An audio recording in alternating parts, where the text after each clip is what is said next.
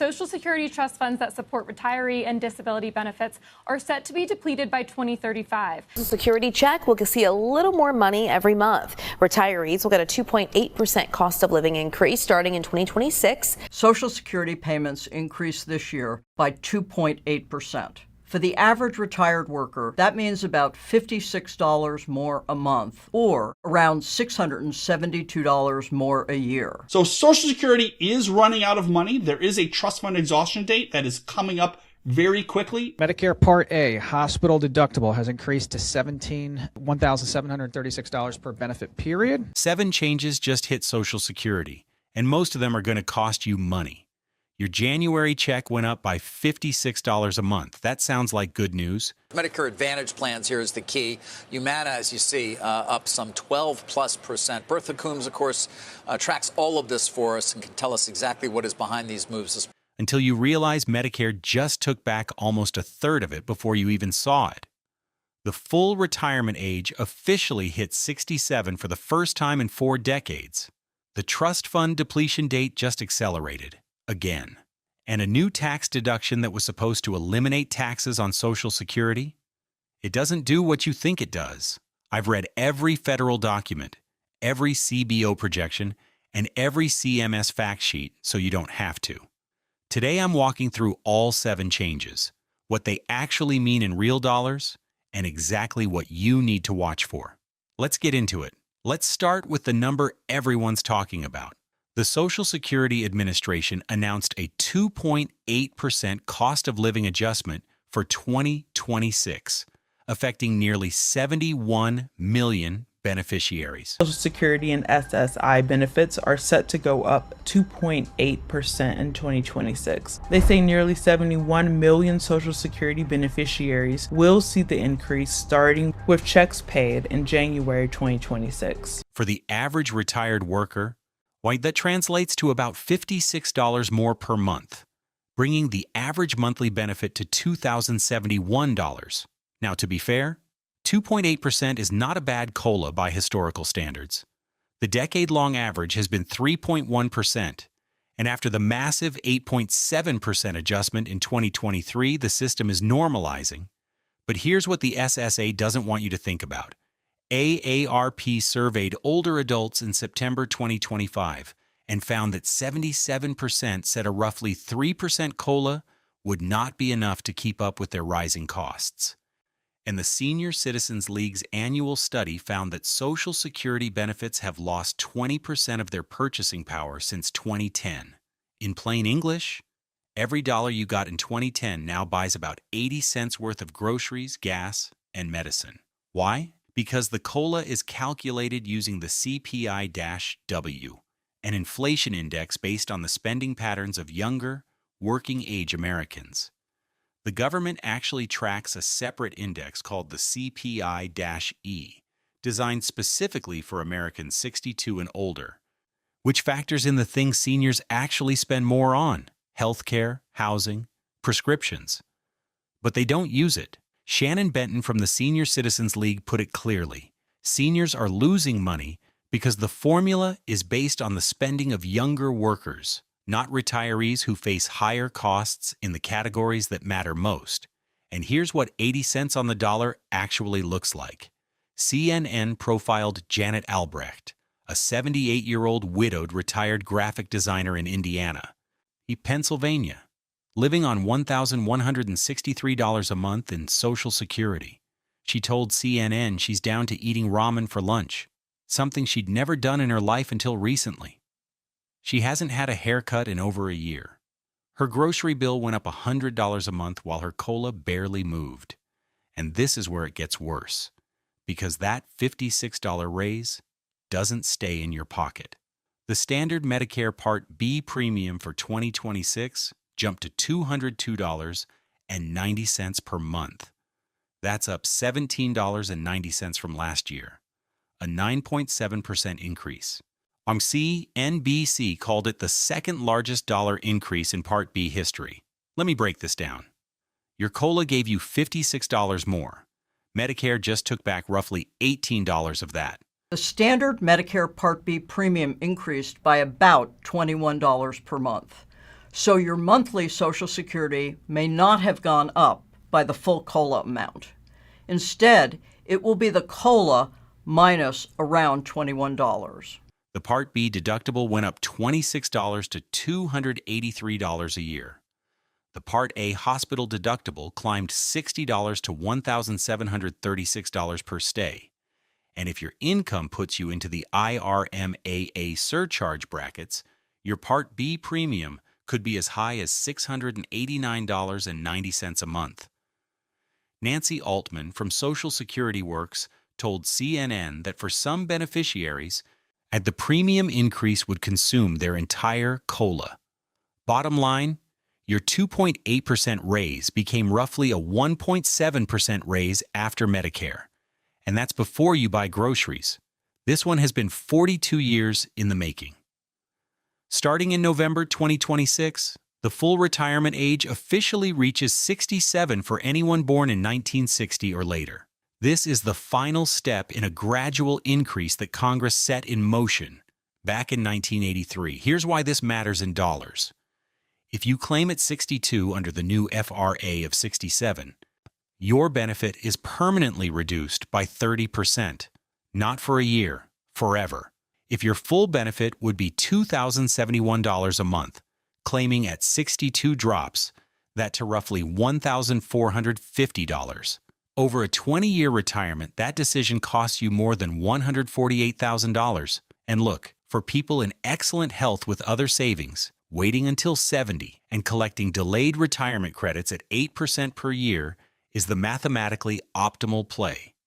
But the data shows half of all retirees are forced out of work earlier than planned due to health problems or layoffs.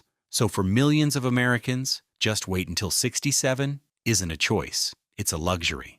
The Social Security taxable maximum, the cap on earnings subject to the 6.2% payroll tax, rises to $184,500 in 2026, up $8,400 from last year. In plain English, if you earn $184,500 or more, you stop paying Social Security tax on every dollar above that line. A worker earning $80,000 pays the tax on every single dollar. A worker earning $500,000 stops paying in July. That structural cap is one of the reasons the trust fund is bleeding revenue, and it's a core part of every serious reform proposal on the table. Now, this one needs careful attention because there's a lot of misinformation. During the campaign, there was a promise to eliminate all federal taxes on Social Security benefits. That did not happen. What actually passed is called the Senior Bonus Deduction, a $6,000 deduction for single filers 65 and older, or $12,000 for married couples filing jointly. It's available from 2025 through 2028, and then it expires. And it phases out. If your modified adjusted gross income exceeds $75,000 as a single filer or $150,000 for a joint return, the deduction shrinks at a 6% rate. The SSA's own chief actuary estimates this provision costs the program approximately $168.6 billion over 10 years, money that accelerates trust fund depletion. So the tax break that was supposed to help retirees is actually speeding up the clock on the benefit cuts we'll talk about in a minute.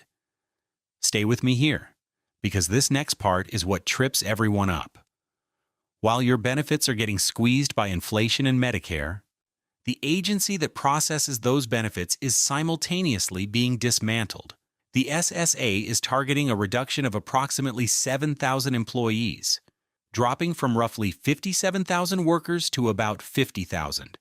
An SSA union spokesperson told CNN the agency is at a 50-year staffing low while serving the highest number of beneficiaries in its history. Here's the math that should make you nervous.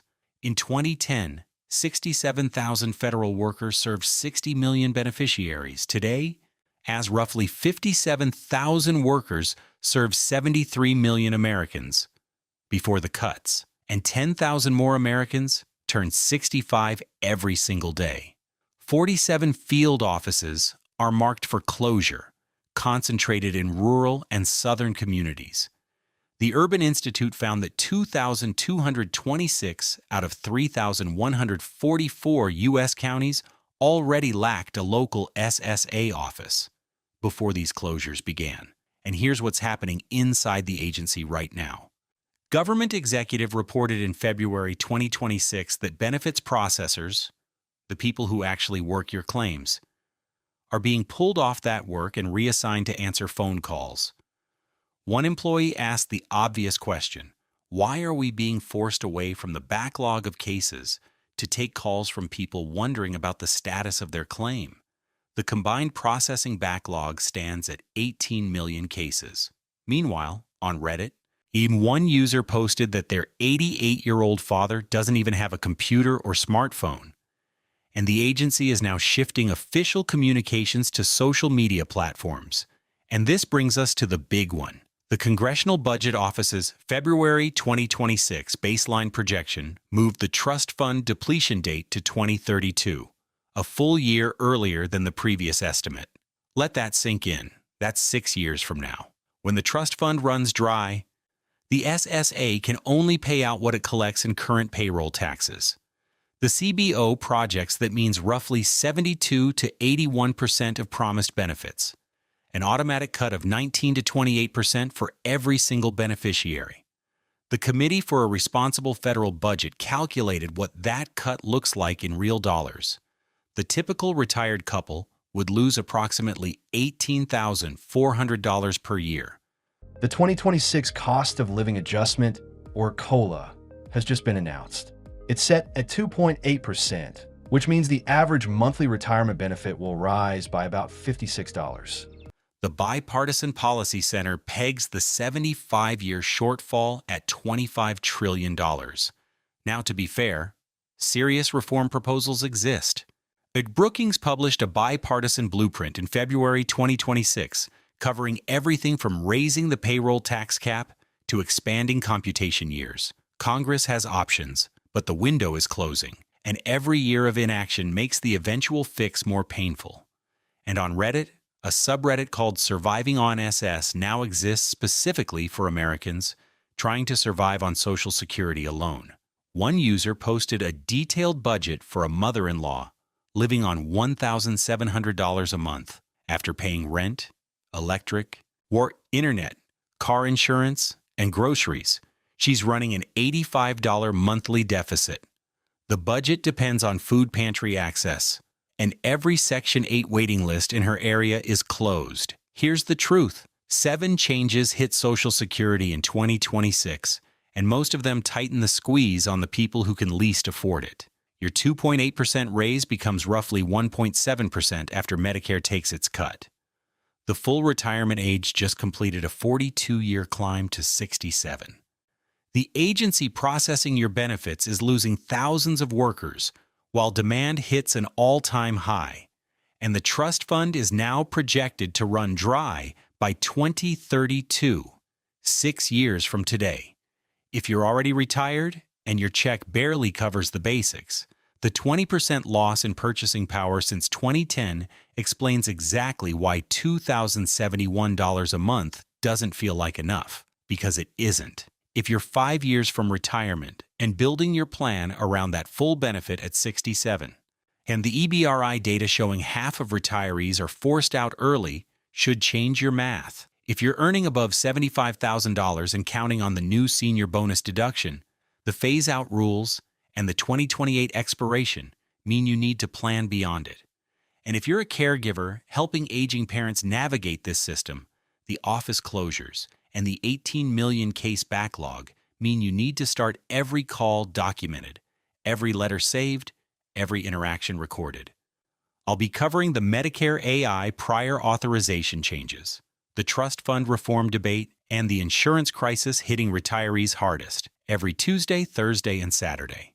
Subscribe to Why with Harlan so you don't miss the next breakdown. Thanks for watching. That's the Why. I'm Harlan. See you in the next one.